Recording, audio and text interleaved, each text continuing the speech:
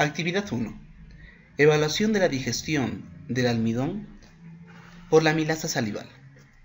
Vamos a explicar cómo puede ser evaluada la actividad enzimática mediante el análisis de enzimas en ensayo con IKI, que es el yoduro de potasio, y el test de Benedict. Recordarles que el almidón y la celulosa son polímeros de glucosa, sino que cambian el tipo de enlace. Y recordemos que la unión de glucosa más glucosa nos da maltosa. Entonces, quiere decir que el almidón o la celulosa, cuando se degrada, se puede degradar en glucosas y maltosas. Y cuando no ocurre degradación, no se forman azúcares simples y se queda como almidón. Y hay dos pruebas que se van a utilizar, dos pruebas que van a estar en este gabinete. La prueba de yoduro de potasio y la prueba de Benedict. El yoduro de potasio tiene una alta afinidad con el almidón, es decir, con los polímeros de glucosa. O sea, polímeros grandes, es decir, con almidón o con celulosa. Pero si este ha sido degradado, quiere decir que el yoduro de potasio no daría una prueba positiva. Si es que ya fue degradado, quiere decir que ya formó azúcares simples como la glucosa o un disacárido como la maltosa. Y en este caso, yoduro de potasio ya no reacciona, sino quien reaccionaría es el test de Benedict, ya que el test de Benedict se encarga de lo que es la reacción con azúcares simples. Entonces, vamos a iniciar este experimento, pero para esto también tenemos que tener en cuenta que se van a definir lo que es una enzima, un catalizador, una hidrolasa, un sustrato y control. Recuerden que para que haya una acción enzimática tiene que estar la enzima, tiene que estar su sustrato y además tiene que estar las condiciones adecuadas para que actúe la enzima, es decir, condiciones de temperatura y pH adecuados.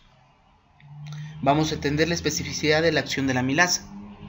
Recuerden que toda enzima es específica. Quiere decir que una enzima no va a actuar con todos los sustratos, solamente con sustratos específicos. Nombrar los productos finales de la digestión de los carbohidratos. Realizar pruebas químicas apropiadas para determinar si se ha producido la digestión de un alimento en particular. Y discutir el posible efecto de la temperatura y el pH sobre la actividad de la amilasa. Muy bien, para esto vamos a tener 8 tubos a los cuales vamos a agregar distinto tipo de sustancias, ya sean enzimas, ya sean pHs, buffer con un pH determinado, ya sea azúcares simples como la maltosa, ya sea el almidón o agua desionizada. Así que vamos a poner en el soporte los 8 tubos.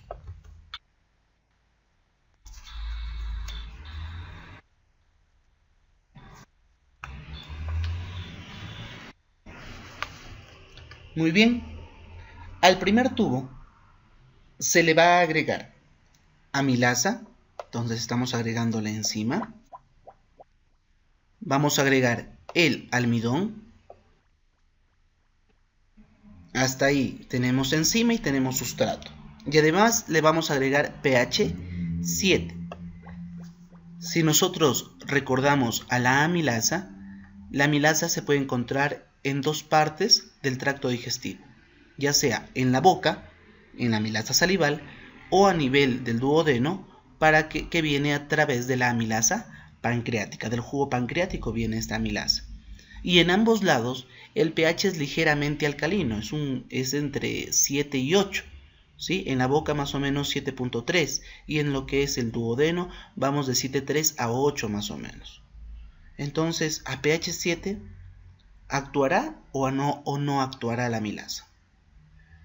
Pero acá nos dice que vamos a poner unas condiciones de incubación. Dice, primero se va a hervir y luego incubar a 37 grados por 60 segundos. Si es que nosotros no hervimos en el tubo 1, debería actuar la enzima sobre su sustrato. Pero ¿qué sucede si nosotros hervimos? Es decir, vamos a utilizar una temperatura aproximadamente de 100 grados centígrados para hervir. ¿Qué habrá sucedido? ¿Sí? El tubo número 2 es lo mismo que el tubo número 1. Tiene enzima, tiene sustrato, tiene pH 7, pero en la condición externa ya no vamos a hervirla, sino vamos a congelarla. Si ustedes recuerdan, ¿para qué congelan los productos? Para conservarlos. Entonces, ¿qué habrá pasado cuando yo congelé a este tubo? ¿Qué pasará con la actividad enzimática? ¿Aumentará? ¿Disminuye? ¿O se conserva la actividad? ¿Sí? El tubo número 3, repetimos lo mismo. Amilasa, almidón, tenemos enzima, tenemos sustrato, tenemos el pH 7, que es el óptimo para que trabaje esta enzima, pero esta vez no vamos a someterla a ningún tipo de condición externa, salvo solamente la incubación, igual que se va a realizar para todos los tubos. Entonces acá tenemos en el tubo número 1, se ha hervido previamente, en el tubo número 2 se ha congelado previamente y el tubo número 3 está en condiciones normales. Muy bien, tubo número 4, vamos a agregar amilasa, vamos a agregar agua desionizada, es decir, tenemos la enzima y tenemos el tampón pH 7. ¿Podrá haber algún cambio en este tubo? Si nosotros hacemos un pronóstico, toda enzima tiene que actuar en un sustrato y en el tubo 4 no hay sustrato. Entonces acá esperamos que no haya ninguna actividad. Tubo número 5, tenemos agua desionizada, tenemos almidón y tenemos pH 7. De la misma manera que en el tubo 4 esperamos que no haya ningún tipo de reacción, porque solamente está actuando el almidón y no hay quien pueda degradarlo, no hay enzima, solamente hay sustrato. En el tubo número 6 vamos a poner agua desionizada, vamos a poner maltosa, que es un azúcar simple producto de la degradación ya del almidón, y pH 7. Acá no tenemos ni sustrato ni enzima, sino de frente se está colocando el producto. Al tubo número 7 se le va a agregar amilasa, enzima,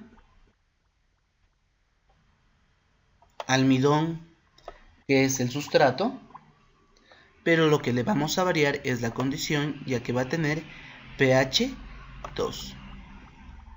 Recuerden que el pH 2 está simulando el pH de lo que es el estómago. Y en el tubo número 8 vamos a agregar lo mismo, enzima, amilasa, sustrato, almidón, pero también le vamos a variar la condición del ambiente, que va a ser con un pH 9. Muy bien, ahora sí sometemos todos a incubación.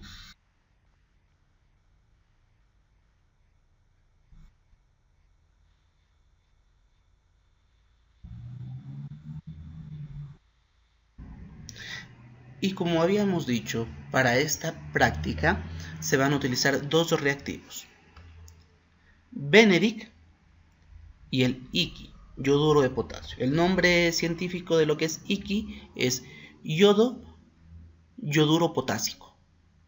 Yoduro potásico. Muy bien. Vamos a colocar parte del tubo número 1 en otro tubo. Y lo mismo vamos a hacer con todos los tubos. Para tener por duplicado y poder en uno utilizar la prueba de Iki y en el otro poder utilizar el test de Benedict.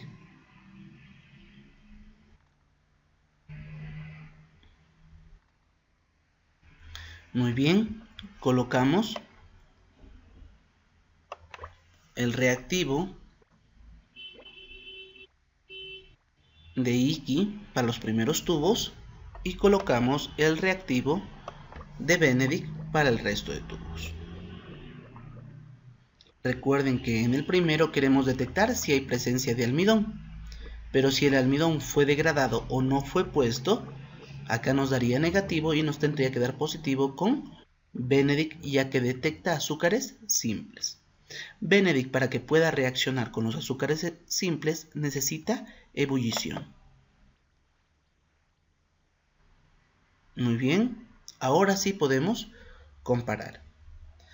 Si Benedict cambia de este color a un color grisáceo o azul oscuro, es porque hay presencia de almidón y está reaccionando con el almidón. Si mantiene su color original, quiere decir que no detecta presencia de almidón. En el caso de Benedict, si mantiene su color un poco azul celeste, quiere decir que no hay presencia de azúcares simples. Si da un color rojo ladrillo, significa que hay presencia de azúcares simples. En el caso de que dé un color no rojo ladrillo, sino un color menos intenso, significa que hay una producción parcial. Quiere decir que no hubo una concentración adecuada de azúcares simples. Quiere decir que hay menor concentración. Entonces vamos a analizar al tubo número 1. El tubo número 1 tenía enzima, tenía sustrato y pH 7. Pero, como observamos, nos da Iki positivo, que eso tienen que poner en su tabla número 1 de digestión del almidón por la amilasa salival. Dice prueba de Iki positivo, una cruz. Y test de Benedict negativo. Supuestamente la amilasa debió actuar en el almidón, pero recuerden que se puso a hervir. Y cuando una sustancia proteica, en el caso de las enzimas, se aumenta la temperatura dentro de un rango controlado, es decir, menor a 60 grados centígrados, la actividad enzimática va aumentando. Pero, si nosotros ponemos temperaturas extremas, como el caso es de 100 grados, para poder producir ebullición, lo que hace es un cambio de conformación de la proteína, es decir, de la enzima. Y esta enzima pierde su actividad enzimática. Por lo tanto, la enzima no actúa sobre su sustrato y nos da una prueba negativa, es decir, no degradó al almidón. En el tubo número 2, con Iki, nos da negativo. ¿Por qué? Tenía almidón, tenía amilasa y tenía pH 7 y habíamos congelado. La congelación habíamos dicho que es una prueba, es una condición que permite conservar las sustancias. Por lo tanto, acá la enzima ha sido conservada y cuando se pone a incubar, la enzima mantiene su actividad enzimática.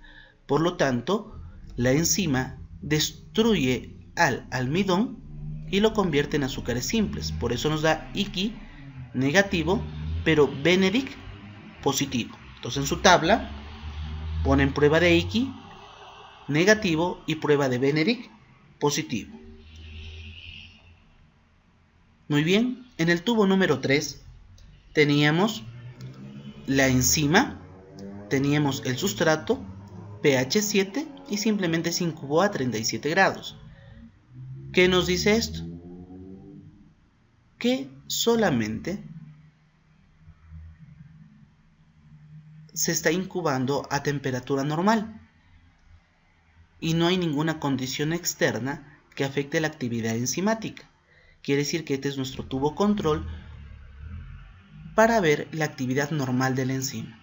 Y la enzima actuó sobre el almidón, lo degradó en azúcares simples y estos azúcares simples están reaccionando con Benedict. Por lo tanto, test Icky negativo, test de Benedict positivo. En el tubo número 4 teníamos amilasa, agua desionizada y tampón pH 7. Por lo tanto, solamente había enzima, no había sustrato. Entonces, prueba de Icky negativo, prueba de Benedict negativo. En el tubo número 5 teníamos el almidón, el agua desionizada y pH 7. Quiere decir no había enzima para quien degrade el almidón. Por lo tanto, el Icky va a dar positivo ya que el almidón está presente y Benedict negativo ya que no hay azúcares.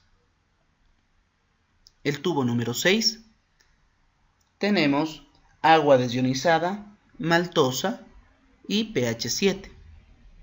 Entonces no tenemos ni enzima ni tenemos ni sustrato. Tenemos de frente productos, ¿sí? De frente tenemos la maltosa.